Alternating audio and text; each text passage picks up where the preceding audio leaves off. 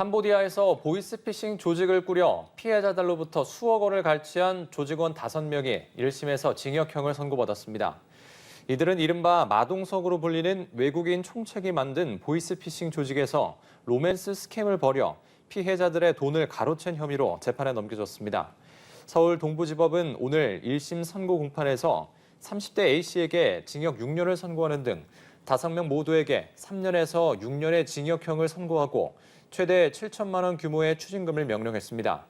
재판부는 해외에 본거지를 마련해 조직적으로 범죄를 벌이는 경우 적발이 어렵다는 점에서 더 심각하다고 양형 이유를 설명했습니다. 지난 8월 법원은 다른 조직원 2명에게도 각각 징역 4년과 징역 1년 6월을 선고한 바 있습니다. 캄보디아 범죄 조직에 가담해 조건 만남을 빙자한 사기, 이른바 로맨스 스캠으로 통장을 모으거나 범죄 자금을 세탁한 혐의로 재판에 넘겨진 20대에게 징역형이 선고됐습니다. 대구지법은 사기 등 혐의로 기소된 28살 A씨와 B씨에게 각각 징역 4년 6개월을 선고했습니다. 이들은 지난해 캄보디아의 범죄 조직 지시를 받아 국내에서 계좌 여러 개를 모은 뒤 피해자 4명으로부터 4억여 원을 가로챈 혐의를 받고 있습니다. 사기 조직은 텔레그램에서 일본 여대생인 것처럼 속여 접근해 친분을 쌓은 뒤 즉석 만남을 핑계로 돈을 요구한 것으로 드러났습니다. 캄보디아 범죄단지 이른바 웬치에 최근 3차례나 다녀온 연루자를 연합뉴스TV 취재진이 직접 만났습니다. 더 이상 피해가 없기를 바란다며 입을 열었는데 현지에서 사망자가 더 있을 거라고 증언했습니다. 고희훈 기자의 단독 보도입니다. 최근 3차례나 캄보디아에 다녀온 50대 A씨, 기초생활수급자이자 신용불량자인 A씨는 텔레그램을 통해 통장을 며칠 빌려주면 대가로 1,200만 원가량을 돈을 벌 수 있다는 달콤한 제안을 받습니다. 모집 브로커, 소위 장집과 접촉한 A씨는 성금을 일부 받고 지난 8월 20일 캄보디아로 떠납니다. 보이스피싱 한다 하면 아무도 안 갑니다. 손잡 끊어놓고 아들이 지금 20대인데 아무리 돈이 구해도 과거가 캄보디아 무서운 동네인 거 알고 구인 사이트 보고 간다고 방송 계속 나오는데 그래 가는 데는 내가 아까 말씀드렸듯이 10%고 90%는 다 한국하고 중간책 모집책이 꼬시가 가는 겁니다. 캄보디아 시아누쿠빌에 도착한 그는 현지 경찰의 제지도 받지 않고 범죄단지 소위 웬치에 손쉽게 들어왔습니다. 하니까 입구에 경찰이 서 있어요. 100달러에서 150달러를 주면은 무조건 갑니다. 수백 군데에 달하는 웬치는 보이스피싱이나 로맨스 스캠, 코인 투자 사기 등을 하는데 범죄 정도에 따라 강, 중, 약으로 나뉜다고 A씨는 전합니다. 강의 경우 인신매매도 이루어지며 협박뿐만 아니라 폭행 등도 자행된다고 말합니다. 돈 갖고 장난치면은 진짜 죽입니다. 그게 아니고 지금 죽으나에 텔레비에 지금 2명 나오는데 죽으나 옛날까지 치면은 내가 알기로는 그냥 죽으나 50명, 100명 넘게 된다 봅니다. 근데 시중에 아들 다 죽었습니다.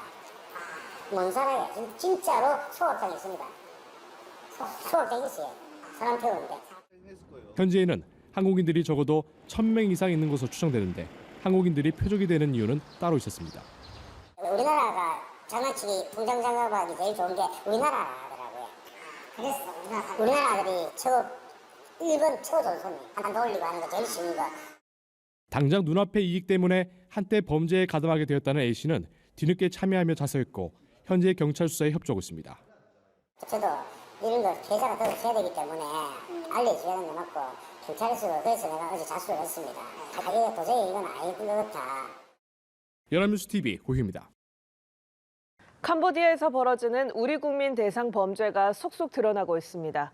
울산에선 캄보디아로 여행 간다며 떠난 20대가 가족과 연락이 끊겨 경찰이 수사에 나섰는데요. 캄보디아를 거점으로 한 로맨스 스캠 조직의 총책 30대 한인 부부의 국내 송환도 난항을 겪고 있어 우리 국민의 안전이 위협받고 있습니다. 전동은 기자입니다. 지난 2월 가족들에게 여행 간다며 캄보디아로 떠난 20대 남성 A씨. 하지만 9월 말부터 가족들과의 연락이 끊겼는데 가족들에게 SNS 메시지를 통해 감금돼 있다고 알렸습니다.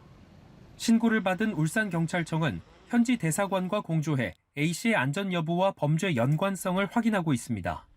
울산경찰청은 캄보디아에서 로맨스 스캠으로 벌어들인 범죄 수익을 세탁한 2명에 대해서도 추가로 지난 10일 구속영장을 신청했습니다. 이들은 범죄 수익을 관리하기 위해 법인 통장 8개를 만들어 캄보디아로 넘긴 뒤 지난해 12월 한 달 동안만 180억 원을 세탁한 혐의를 받고 있습니다. 이들이 활동한 로맨스 스캠 조직의 총책인 30대 한국인 부부의 국내 송환은 난항을 겪고 있습니다. 지난 2월 3일 총책 부부가 현지에서 체포됐지만 지난 5월 알 수 없는 이유로 풀려났고 7월 현지에 급파된 수사관에 의해 체포됐지만 그 이후 다시 행방이 묘연한 상황입니다. 현지에서 검거된 그 총책 부부에 대해서는 출장 조사하고 범죄 인도 청구 완료했는데 현지 경찰의 정치범 부스 BCI 인계 조건으로 지금 거부를 하고 있어서 송환에 난항을 좀 겪고 있습니다. 경찰은 해당 로맨스 스캠 조직 내부에서도 수익을 올리지 못하면 폭행을 가하는 등 고압적인 분위기가 형성돼 있었다는 내부자 진술을 확보했다고 밝혔습니다. 최근 캄보디아로 탐문 수사를 다녀온 부산경찰은 한국인을 대상으로 피싱 범죄를 저지르려면 한국인 보조원이 필요하기 때문에 고소득 일자리 미끼에 속지 않도록 각별히 주의해야 한다고 강조합니다. 또 상당수는 고소득 보장이라는 권유에 빠져서 가는 경우가 많이 있습니다. 특히 이런 해외에서 고소득, 알바, 일자리 보장 그런 것은 절대 속아 넘어가서는 안 되고.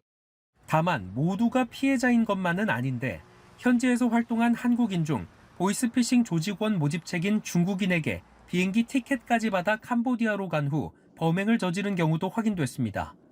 지난 5월 대구지법은 캄보디아에서 은행 콜센터 상담원을 사칭해 낮은 금리로 대출을 해주겠다며 20명을 속이고 총 3억 742만 원을 가로챈 혐의로 기소된 30대 남성에게 징역 4년 6개월을 선고했습니다.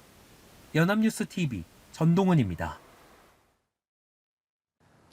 캄보디아에서 납치 감금된 청년 상당수가 대포 통장을 거래하려다 변을 당한 것이라는 증언이 쏟아지고 있습니다.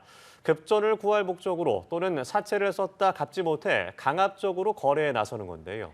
그러다 중간에서 돈을 가로채이는 사고가 발생하면 그 돈을 대신 갚으라며 감금과 고문으로 이어집니다.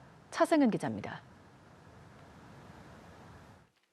30대 남성 A씨는 지난해 9월 사채를 썼습니다. 불어나는 빚을 감당하지 못하자 업자들은 통장을 거래하는 불법 사이트를 알려주며 캄보디아 출국을 강요했습니다. 못 갚으니까 이 업자들이 이제 캄보디아로 출국시키려고 했거든요. 갚으라고.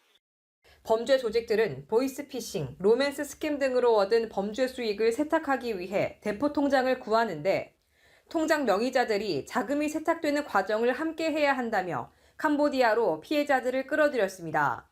이 불법 사이트는 캄보디아로 갔다가 돈을 받지 못하면 보상해주겠다며 특정 업체를 홍보해주기까지 했습니다. A씨는 지인의 만류로 비극을 피했지만 캄보디아로 떠난 다른 사람들은 모두 연락이 두절됐습니다. 대개는 출국해서 못 돌아오잖아요. 받을 수가 없죠. 근데 그 간 사람들이 연락이 하나도 안 돼요.